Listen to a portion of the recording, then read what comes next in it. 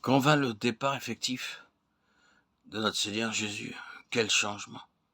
Pas le moindre signe de tristesse de la part des apôtres.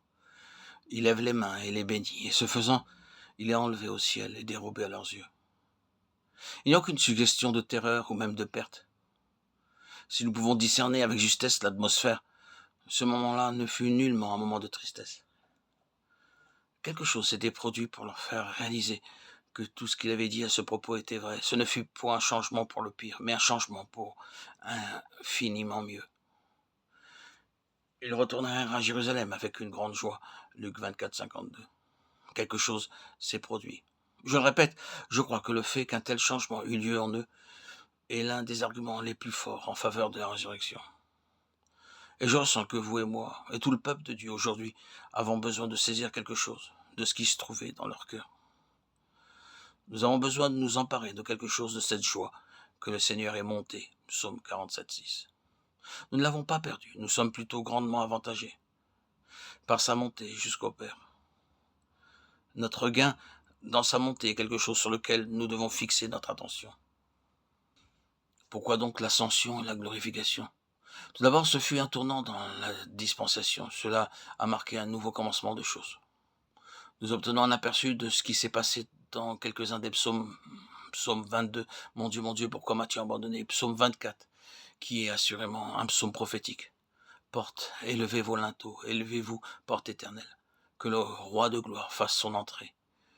C'est un tout. Et si ce psaume 24 commence comme il le fait par « à l'éternel la terre » et continue par « qui pourra monter à la montagne de l'éternel » pour la réponse, nous nous reportons au psaume 23. C'est le berger des brebis, un tel berger qui habitera dans la maison de l'éternel pour toujours. C'est lui qui monte à la montagne de l'éternel, qui a les mains innocentes et le cœur pur, qui ne livre pas son âme au mensonge. C'est lui, et maintenant les portes éternelles l'attendent. Ainsi, nous pouvons saisir l'image. C'est comme si le ciel est en suspens et la terre en silence. Il y a une pause. Le psaume 22 a entièrement été promulgué. La terrible croix, l'abandon affreux, la désolation. Il a été mis dans le tombeau. Et maintenant, Dieu l'a ressuscité des morts. Mais le ciel attend quelque chose. Et alors le cri s'élève, il vient. Les anges et les armées célestes s'écrient. Porte, élevez vos linteaux, élevez-vous, porte éternelle. Que le roi de gloire fasse son entrée. Il est en route, il vient. Ouvrez pour lui les portes.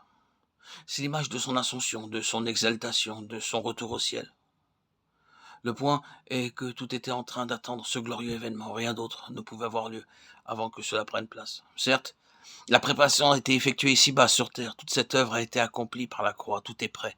Mais au ciel, la disposition d'esprit et nous sommes dans l'attente. Nous ne pouvons pas continuer avant qu'il ne soit ici de retour, avant qu'il ne soit à sa place, sa juste place. Tout attend cela.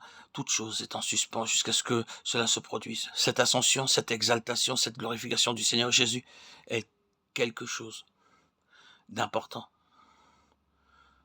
Cela doit donc avoir une très grande signification pour nous.